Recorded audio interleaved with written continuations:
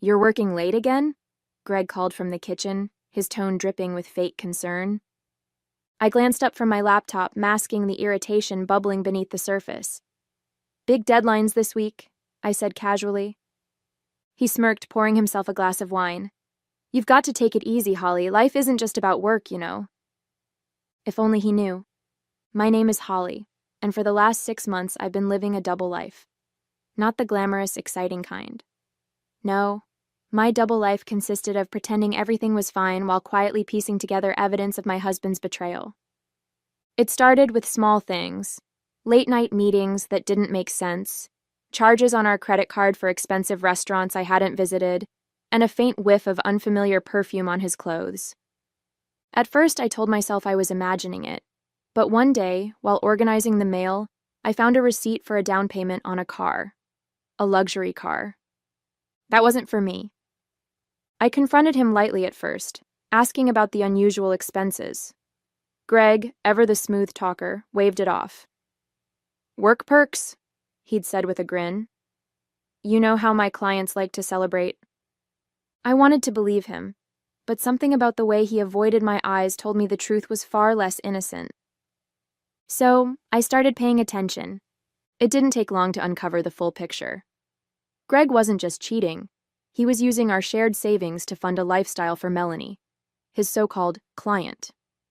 Expensive dinners, shopping sprees, and the pièce de résistance, the car he planned to present to her as an anniversary gift. The audacity of it all was breathtaking.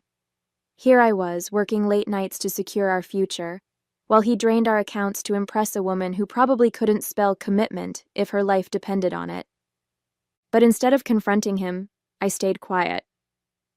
That night, as Greg settled onto the couch, I opened my laptop and began to plan.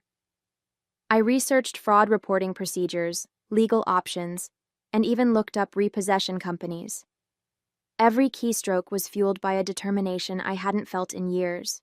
Greg thought he was clever, but he didn't realize he'd underestimated me. If he wanted to play dirty, I was ready to clean house. For the next few weeks, I played my part perfectly. I laughed at Greg's jokes, asked about his business trips, and even pretended not to notice when he'd come home smelling like an overpriced cologne I didn't buy for him. But behind the scenes, I was building my case. The first step was filing a fraud report.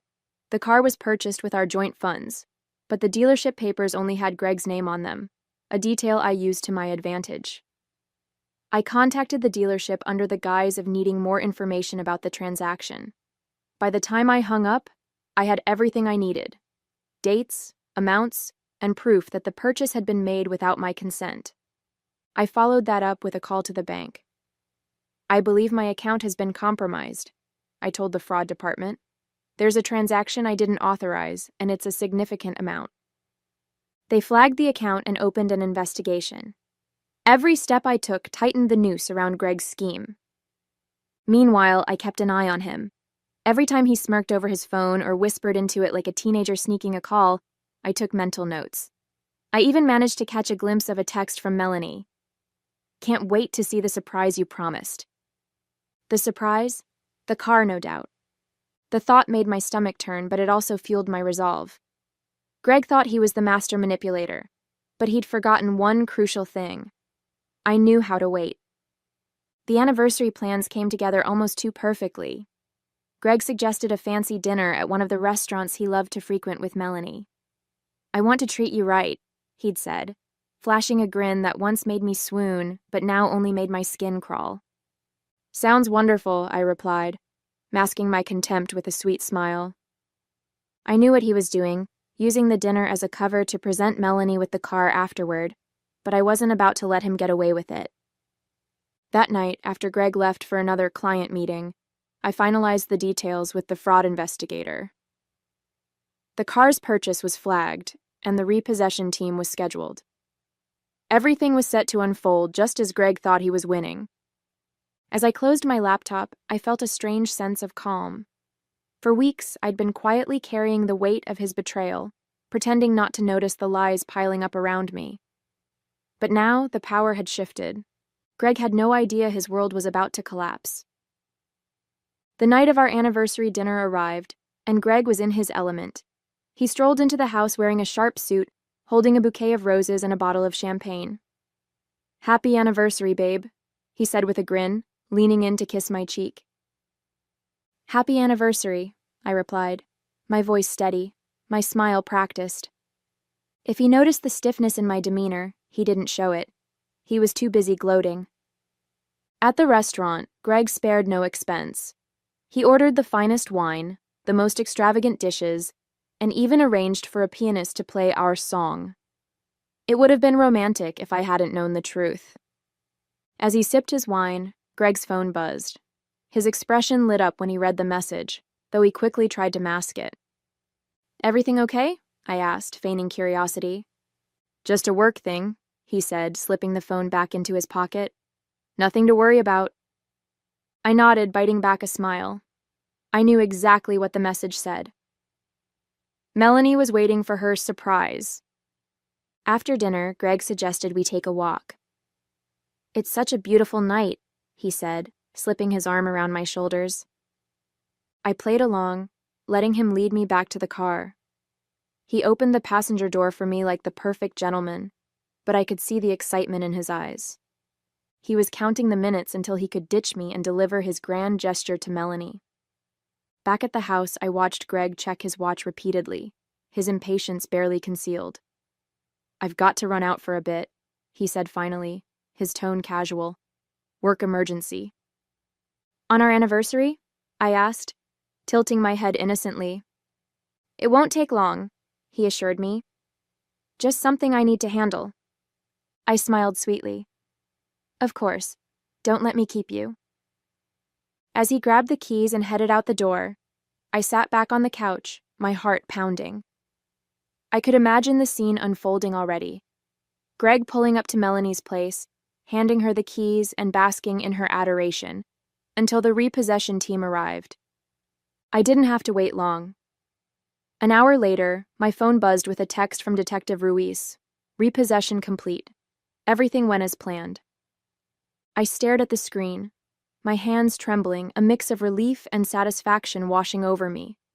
Greg had no idea yet, but his perfect little charade had just come crashing down. And this time, I wasn't the one left picking up the pieces. When Greg returned later that night, his face was flushed, and his usual swagger was noticeably absent. He slammed the front door harder than necessary, his keys clinking loudly as he tossed them on the counter. "Rough night?" I asked, glancing up from the book I was pretending to read. He shot me a look, but his words were measured. "Just some unexpected complications," he said, pulling at the knot of his tie. "Anything I can help with?" I asked, my voice dripping with feigned concern. "No," he snapped, then quickly softened his tone. "I mean, it's fine. Nothing for you to worry about." I bit back a smirk and returned to my book, letting the silence stretch between us. Watching Greg squirm was almost too satisfying, but I wasn't done yet. As he disappeared into the bedroom, muttering something about needing to figure things out, I received another text from Detective Ruiz. "Your husband filed a report with the dealership. Claimed the car was taken by mistake. We'll keep you updated." I chuckled softly, imagining Greg's humiliation as he tried to explain the repossession without revealing the fraud. The next morning, I woke to the sound of Greg pacing in the kitchen. He was on the phone, his voice low and tense. "I don't care what it takes," he was saying. "Just fix it. She's furious, and I can't—" He stopped abruptly when he noticed me standing in the doorway. "Morning," I said, pouring myself a cup of coffee. He forced a smile. "Morning. Just handling some work stuff." "Sounds stressful," I said, taking a sip of coffee. "Anything I should know about?" "No," he said quickly, his tone clipped. "Nothing you need to worry about." For the rest of the day, Greg was uncharacteristically quiet. He spent hours on his laptop, muttering under his breath and occasionally slamming the lid shut in frustration. I could tell he was trying to salvage the situation, but there was nothing he could do. The fraud report had triggered a full investigation, and the dealership wasn't about to hand the car back without answers. By the evening, Greg's patience had worn thin. "Do you ever feel like the universe is just out to get you?" he asked suddenly, his tone bitter. "Sometimes," I replied, keeping my expression neutral. "But I think the universe has a way of balancing things out, don't you?" He didn't respond, but the look he gave me lingered a little too long, as if he suspected I knew more than I let on. The cracks in Greg's composure grew more obvious by the day. He was short-tempered, distracted, and constantly on the phone, arguing with someone on the other end. I didn't press him. Instead, I watched and waited, silently enjoying the unraveling of his carefully constructed facade. One evening, I overheard a particularly heated call. Greg was pacing in the living room, his voice low but furious. "I told you I'd fix it," he hissed. "Just give me a little more time. It's not my fault. These things happen." I could guess who he was talking to. Melanie. I leaned against the kitchen counter, pretending to scroll through my phone, though every fiber of my being was focused on his words. "She's overreacting," Greg muttered, clearly trying to calm whoever was on the other end. "You don't need to make this a big deal. I'll sort it out." The call ended abruptly, and Greg threw his phone onto the couch, muttering a string of curses. "Everything okay?" I asked, stepping into the living room with feigned innocence. He looked up, startled, then forced a tight smile. "Yeah, just work stuff." "Must be tough," I said, sitting down across from him. "You've been so stressed lately. Are you sure there's nothing I can do to help?"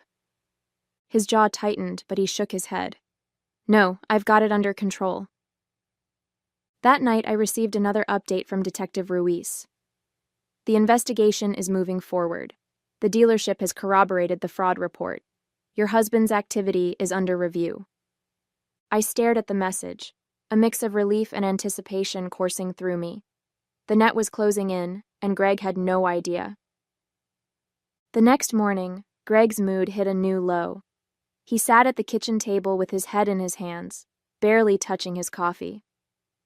"I don't know what's wrong with people these days," he said, his voice tinged with bitterness. "Everyone's out for themselves." I almost choked on my coffee but managed to stifle a laugh. "Really? What happened?" He waved his hand dismissively. "Just some setbacks. Nothing for you to worry about."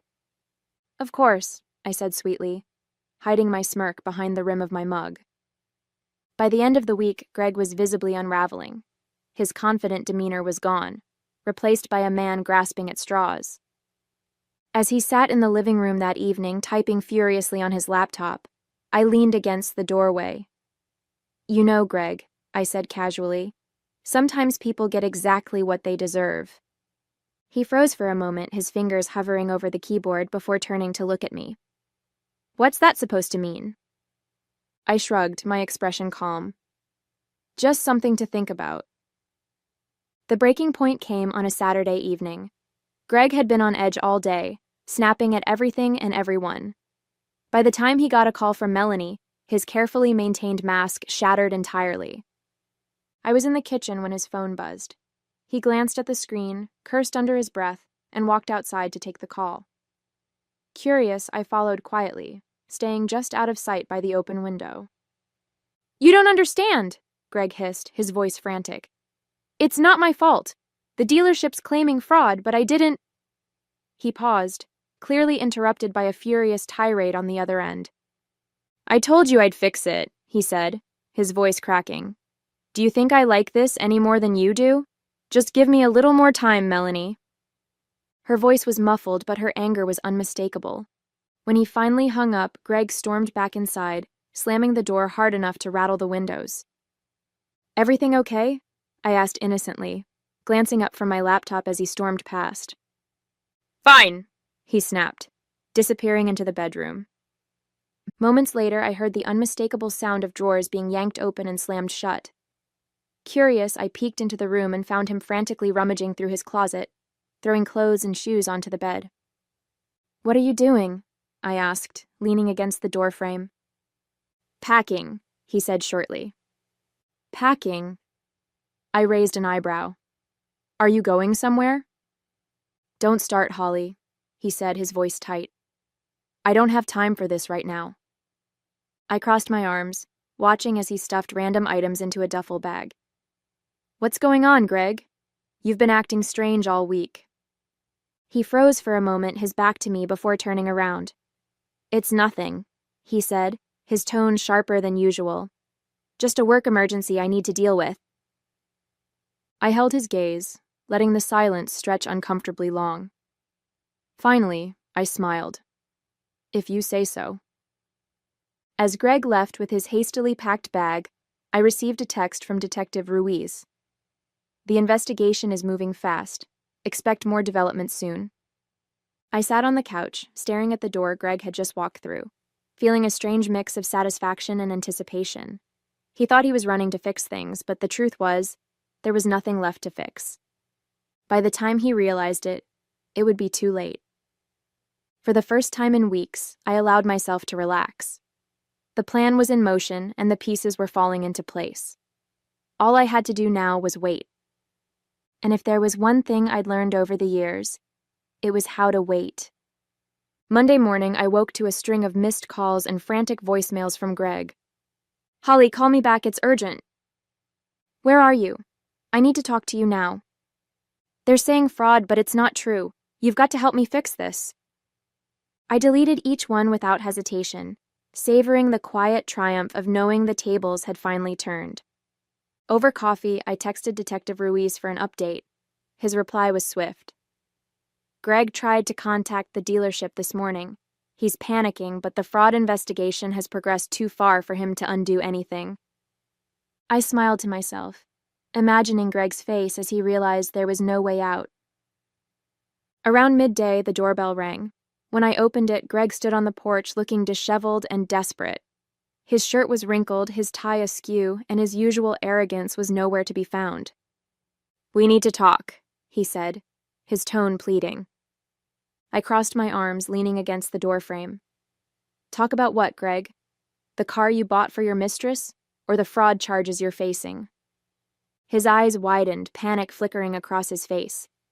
Holly, I can explain. No need, I cut him off. I know everything. The fake business trips, the luxury dinners, the car. You thought I wouldn't notice, but I've known for months. He stumbled over his words, trying to piece together a defense, but I didn't give him the chance. You used our money to fund your lies, I said, my voice steady. You betrayed me, and now you're paying the price. He stepped closer, his hands raised in a gesture of surrender. Holly, please. I messed up, but we can fix this. I'll pay you back. I'll do whatever it takes. I raised an eyebrow. You'll pay me back? With what? Your empty promises or the love letters from Melanie? The mention of her name made him flinch, and I knew I'd hit a nerve. Before he could respond, I stepped back and gestured to the stack of papers sitting on the entryway table. You can start by signing these, I said. Greg hesitated, glancing at the documents. What is this? Divorce papers, I replied. You've already lost the car, and soon you'll lose access to everything else. Consider this your final chance to walk away with whatever dignity you have left. He stared at me, his jaw tightening. For a moment I thought he might argue, but then his shoulders sagged in defeat. You don't have to do this, he said weakly. Yes, I do, I said firmly. Because unlike you, I know how to finish what I start. Greg left without another word, and as I closed the door behind him, I felt an overwhelming sense of relief. The man who had taken so much from me was finally out of my life, and for the first time in years, I felt free. The house felt eerily quiet after Greg left, but it wasn't the unsettling kind of silence I'd grown used to during our marriage. This was the peaceful kind, the kind that meant freedom. I sat at the kitchen table staring at the signed divorce papers. Greg had left reluctantly, his pleas still echoing in my mind, but the weight of his betrayal no longer sat heavy on my shoulders. For the first time in months, I felt in control. Over the next few days, I started putting my life back together piece by piece. The first step was meeting with my lawyer to finalize the divorce. Clara, ever efficient, was thrilled with how smoothly things were progressing. With the fraud investigation and the financial evidence we've gathered, he doesn't have much leverage, Clara said, flipping through her notes. You'll keep the house, your assets, and any remaining funds he hasn't squandered. And what about the fraud case? I asked, my voice steady but curious. That's moving forward as well, Clara replied. Detective Ruiz has ensured that all the pieces are in place. Greg will be facing charges soon, and given the evidence, it's unlikely he'll avoid jail time. I nodded, the news giving me a sense of closure I hadn't realized I needed. While the legal battles moved forward, I focused on reclaiming the space Greg had tried to overshadow. I rearranged the furniture, replaced the old curtains with ones I'd picked out, and even painted the living room a soft shade of blue, my favorite color, not his. Amanda came over one afternoon to help, armed with paint rollers and a bottle of wine. This place already feels different, she said as we worked. It's like you've taken back the energy he tried to drain from it. That's the goal, I replied with a smile. I want this house to feel like mine, not a reminder of him. I also started reconnecting with friends I'd lost touch with during my marriage. Greg had always insisted on controlling our social life, dictating who we spent time with and when. Now, I was free to make my own choices. One evening, I hosted a small dinner party with Amanda and a few close friends. As we laughed and shared stories over a meal I'd cooked myself, I realized how much I'd missed this, being surrounded by people who truly cared about me, not the version of me Greg had tried to shape. The investigation into Greg's fraud continued to make progress. Detective Ruiz called me with updates every few days, his tone always professional but tinged with satisfaction. The dealership is cooperating fully, he said during one call. Greg's attempts to cover his tracks only made things worse for him. It's a matter of time before we see this through. I thanked him, feeling a mix of relief and validation. Greg had spent years trying to manipulate me, but in the end, he'd only outsmarted himself. As I hung up the phone, I stood in the middle of my freshly painted living room, taking it all in. The house was quiet, but it no longer felt empty. It felt like home. The weeks after Greg's departure brought a kind of peace I hadn't felt in years. The house, once filled with tension and lies, now felt like a sanctuary. One morning, as I sat on the back porch sipping coffee, I opened my notebook and started jotting down plans for the future. For so long, my life had revolved around keeping Greg happy, balancing his whims and smoothing over his mistakes. Now, for the first time, I could focus entirely on myself. At the top of the page, I wrote, "Things I've always wanted to do." The list grew quickly. Redecorate the house, travel to Greece, start my own business, spend more time with friends and family. Each item felt like a step toward reclaiming my identity, one that had been overshadowed by Greg's selfishness for too long. I started small, tackling the first item on the list. With Amanda's help, I transformed the house into a reflection of my style, warm, inviting, and unapologetically mine. We painted the walls in vibrant colors, replaced the furniture Greg had insisted on, and even turned his old home office into an art studio. "This feels like you," Amanda said as we hung a large painting on the living room wall. "It's like the house finally matches the person living in it." I smiled, feeling a surge of pride. It's a work in progress, but it's getting there. The next step was rebuilding my career. During my marriage, Greg had discouraged me from pursuing my professional goals, insisting that his ambitions were more important. Now, I was determined to make up for lost time. I reached out to old colleagues and mentors, explaining my situation and expressing my interest in re-entering the workforce. Their support was overwhelming, and within weeks, I had several promising opportunities lined up. One evening, I received a call from a former boss who offered me a consulting position on a project I was passionate about. "We'd love to have you back," she said warmly. "Thank you," I replied, feeling a sense of validation I hadn't realized I needed. "I'm ready." As I settled into my new routine, I began to notice subtle but significant changes in myself. I was more confident, more decisive, and more willing to take risks. The fear and self-doubt that Greg had instilled in me were fading, replaced by a quiet strength I hadn't known I possessed. One evening, as I sat on the couch with a glass of wine, I looked around the house and smiled. This was my life now, messy, imperfect, and entirely my own. A few weeks later, I received a call from Detective Ruiz. "The fraud investigation is officially complete," he said. "Greg has been formally charged and the case will proceed to court in a few months." The news hit me harder than I expected, not because I felt sorry for Greg, but because it symbolized the final unraveling of the life we'd once shared. "Thank you for everything," I told Ruiz, meaning it. Without his guidance, I wasn't sure I would have had the strength to see this through. "Justice takes time," he said simply, "but it's worth it." That evening, I poured myself a glass of wine and sat on the back porch, staring up at the stars. The closure I'd been waiting for was finally within reach, and with it came a strange mix of emotions: relief, satisfaction, and a touch of sadness for the life I'd thought I'd have. Amanda came over the next day, her usual energy filling the house. "You look different," she said, handing me a bag of takeout. Like a weight's been lifted.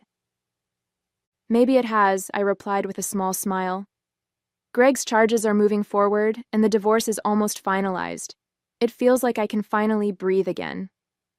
Amanda grinned. "You're practically glowing. What's next?" I gestured to the notebook on the coffee table. "I've been making plans. Travel, work, maybe even a business of my own. I'm finally figuring out what I want, instead of what someone else expects of me." "About time," Amanda teased, raising her glass in a toast. "Here's to the next chapter." No. In the weeks that followed, I started checking more items off my list. I booked a solo trip to Greece, something I'd always dreamed of but never had the freedom to pursue.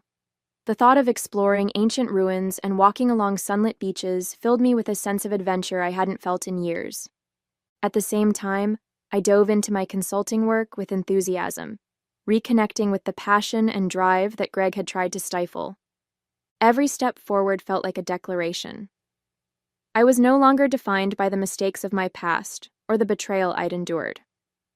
One afternoon, as I stood in my freshly redecorated living room, I glanced at the framed photo on the mantel. It was a picture of me and Amanda from years ago, taken long before Greg had entered my life. Looking at it now, I realized something important. I was still that person, the strong, capable woman who knew how to stand on her own 2 feet. Greg hadn't taken that from me, no matter how hard he'd tried. And now I was finally ready to move forward without looking back.